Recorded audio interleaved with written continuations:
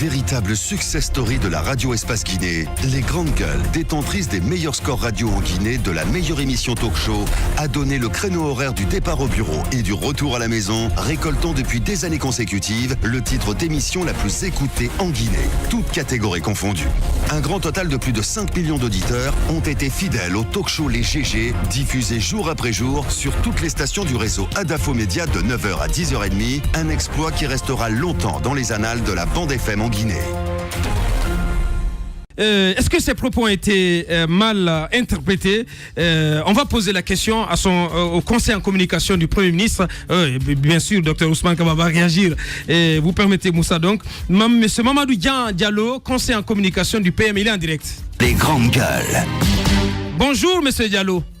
Bonjour Boubacar. Bienvenue dans cette émission. Alors, on vient de réécouter cet extrait de l'intervention du Premier ministre dans une émission à la RTG, des propos qui ont fait polémique et qui ont même pratiquement été à l'origine de la rupture du fil du dialogue entre la partie gouvernementale et le SLEG. Le SLEG qui menace donc d'émettre à partir de demain, mardi 25, un avis de grève à l'orée de la rentrée scolaire 2018-2019.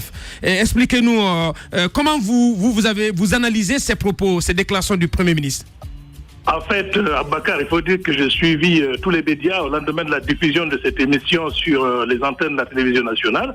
Il y a eu que, notamment chez vous, le premier jour des commentaires, vous avez même demandé à Abakar Souma donc si vraiment il refuserait la rentrée scolaire. Il vous a dit, pour l'instant, nous sommes autour de la table de négociation et vous lui avez encore demandé, le Premier ministre a dit que les 8 millions sont non négociables. Il a dit, je ne l'ai pas entendu. Donc, il ne l'avait pas entendu dans l'émission et c'est pourquoi j'ai apprécié que vous fassiez vous-même passer aujourd'hui l'extrait, parce que l'extrait, le Premier ministre dit qu'il se félicite plutôt d'avoir lu sur un site que les syndicalistes eux-mêmes disent que les 8 millions n'étaient pas un objectif final. Et en fait, quand les négociations ont commencé, les négociations se poursuivent, je veux le rappeler. Souvenez-vous que c'est au lendemain de la composition du gouvernement de M. Ibrahima Kassori Fofana que les syndicalistes ont menacé de ne pas aller à l'examen, de ne pas accompagner l'examen de fin d'année. Et après... Oui, quand il a dit ça, il a envoyé le ministre d'État, Tibou Kamara, qui a rencontré les syndicalistes et qui a dit qui a demandé donc aux syndicalistes d'attendre que les examens se passent, d'accompagner les examens. Les examens passés, c'est le gouvernement. Souma même l'a reconnu, c'est le gouvernement qui a demandé à revenir sur la table de négociation. Entre-temps, il y a eu un syndicaliste qui, pour des raisons extra-syndicales, a été interpellé, donc était à maille à partir avec la justice. Et quand il est allé au niveau de la justice, les syndicalistes se sont retirés pour dire nous retirons le temps que notre collaborateur sera en prison. Pour une raison, je vous dis encore extra. Monsieur Diallo, pour revenir au sujet, par rapport à cette sortie, par rapport à cette sortie du Premier ministre, vous avez écouté le bobino qu'on vient de passer vers la fin, il dit c'est non négociable. Est-ce qu'on a réussi aujourd'hui à renouer le fil du dialogue? Parce que le dialogue était rompu avec les syndicalistes et c'est là justement le problème.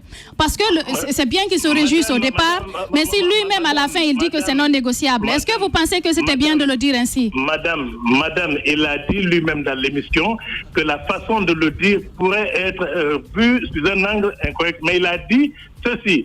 Et les syndicalistes même ont dit que les 8 millions ne sont pas un objectif final. Et c'est vous, au niveau des médias, qui êtes en train de dire aujourd'hui que les négociations sont en rupture. Parce que je vais vous expliquer, il n'y a pas eu de rupture dans les négociations. Dans la mesure où il y a eu, je vais vous dire qu'il y avait 7 préalables. Sur les 7 préalables, avant même qu'on ne parle de 8 millions, on n'avait même pas commencé encore à parler de 8 millions, quand le syndicat a décidé de se retirer. Et pendant ce temps, le gouvernement s'est retourné parce que le syndicat a demandé à ce qu'on arrête d'abord la négociation. Et ils ont retourné pour régler les préalables. Parce que les 7 préalables, il y avait entre autres le préalable qui a été réglé par le président Alpha Condé, le professeur Alpha Condé lui-même a demandé à ce que les 40% soient payés. C'était l'un des préalables qui avait été soumis par les syndicats, qui soient payés au niveau des enseignants retraités. Donc les préalables sont en train d'être exécutés. Bien. Le fil du dialogue n'est pas rompu. Bien. Et le dialogue se poursuit. Et en définitive, tout de même, ce qu'on retient, c'est que les 8 millions ne seront pas payés aux enseignants. Mais les syndicalistes même l'ont dit. Pourquoi vous voulez qu'il y ait problème là où il n'y en a pas? Qu'est-ce que vous voulez faire? Il n'y en a pas, Abakar? Ben non, pas du tout. Pas du tout. Non, mais pas du tout. Non, mais c'est...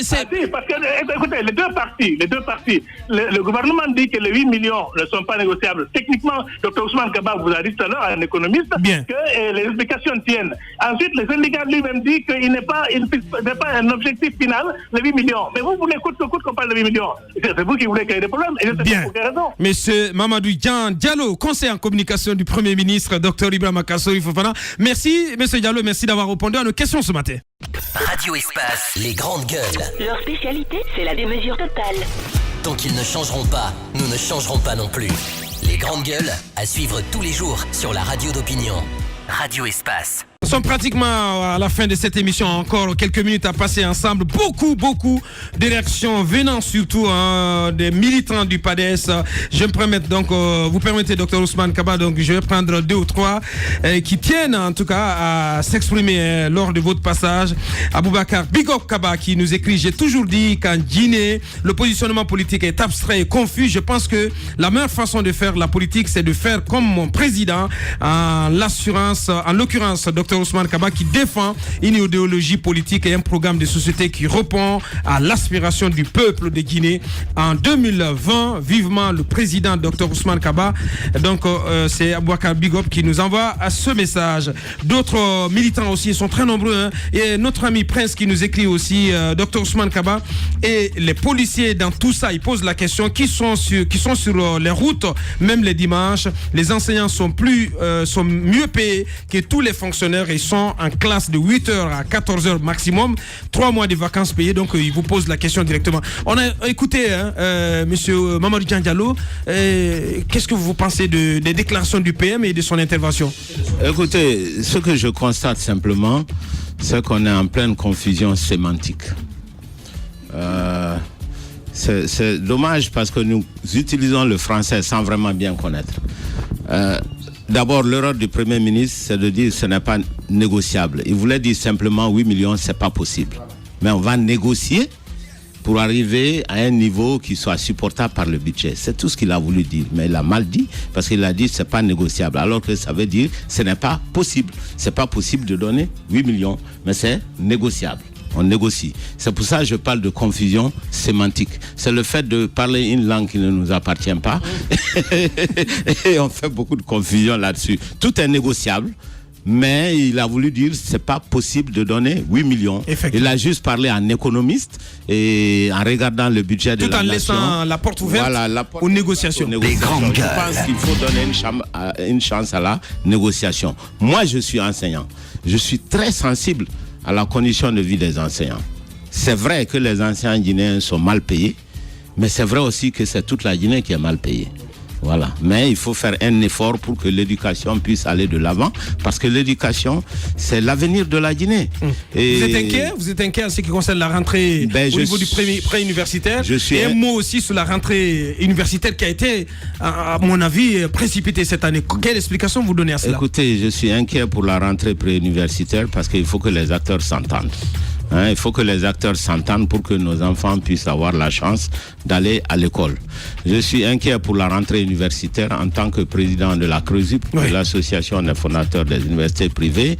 Les universités privées, c'est la 2e année où ils n'auront aucun boursier, étant entendu que tous les étudiants guinéens sont boursiers.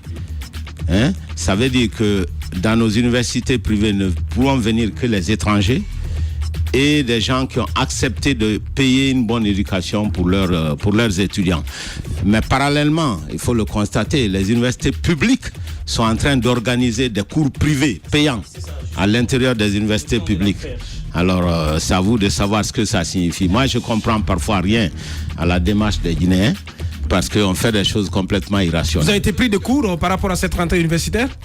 Non, pourquoi? Non, je pose la question. Allez-y. Un document officiel circulerait d'ailleurs précisant exactement que désormais dans le public on payerait 3 millions pour participer à des cours pour une certaine catégorie d'étudiants. Est-ce que c'est vrai? Si c'est vrai, est-ce que c'est pas un peu dangereux ça? Est-ce que le public désormais ne se transformerait pas petit à petit en privé? Est-ce que finalement la déclaration d'extendre des universités privées n'est pas en train d'être actée. Tout à fait. Et affirmatif, la lettre est tout à fait vraie, où le ministère dit maintenant on va payer les privés dans les universités publiques avec les locaux publics, avec l'argent public, on va faire du privé. Alors ça c'est quelque chose d'extraordinaire, mais vous êtes des journalistes, vous allez faire vos enquêtes et en discuter. L'éducation en Guinée sera totalement payante désormais. Je n'en sais rien.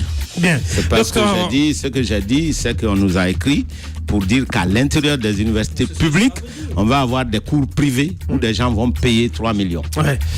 À vous de savoir quelle est la logique qui est derrière ça. Dr Ousmane Kaba, et peut-être ça pourrait expliquer tout ce qui a été fait auparavant. Bien, Dr Ousmane Kaba, président du PADES, qui était notre invité ce matin. On arrive au thème de cette émission. Docteur, en 1 minute, vous regardez cette caméra, vous vous adressez à vos militants et au peuple de Guinée, à toute la Guinée de l'intérieur et de l'extérieur qui vous regardent à la télévision. Écoutez, moi je viens de faire une tournée aux États-Unis et en France. Les Guinéens de l'extérieur réfléchissent, pensent et réagissent exactement comme les Guinéens de l'intérieur. Ils sont tous inquiets pour l'alternance de 2020. La Guinée a certes fait quelques progrès, mais il reste beaucoup à faire. Et il est temps que les Guinéens se ressaisissent, qu'ils se donnent la main, que l'on fasse ça dans l'unité nationale, que les gens ne se laissent pas manipuler par des dérives d'ethnostratégie. J'ai toujours dit que c'est un faux problème parce que les Guinéens sont confrontés au même type de problème. Les jeunes n'ont pas d'emploi. Ils sont des millions à ne pas avoir d'emploi. Nos routes sont encore défoncées pour l'essentiel. Il n'y a pas d'électricité dans une très bonne partie de la Guinée. Voilà les défis réels que nous avons à régler. Mais à côté de ça, il faut une démocratie apaisée. Il faut une démocratie où on puisse faire l'alternance sans histoire, comme des autres pays qui ont progressé. Voilà le message que j'envoie. C'est un message d'espoir. En tout cas, le PADES, pour sa part, c'est un parti qui offre aux Guinéens la plateforme pour une alternance apaisée, pour une démocratie apaisée. Et ça, dans la concorde et la paix et la fraternité entre tous les Guinéens. Pas dans la division et dans la manipulation facile. Bien. Voilà. Voici donc ce sur quoi donc, nous allons clôturer cette émission sur ce message d'espoir du président du PADES, donc, qui était notre invité en ce lundi, Dr Ousmane Kaba, donc, qui rentre d'une tournée aux États-Unis sur le vieux continent. Merci Dr Ousmane Kaba. Merci d'avoir été des nôtres ce matin. Le plaisir a été pour nous de vous servir cette première représentation de la semaine. Mohamed Diaby, El Maestro, était à la conduite technique côté radio. Mamoudou Kondé, le colosse, a été à la réalisation du côté de la télévision. Souma et Djibril Kamara ont piloté les caméras. On se donne rendez-vous demain matin pour continuer l'aventure. Merci de nous avoir regardé à la télévision, vous qui êtes du côté de Dakar. Merci et à demain.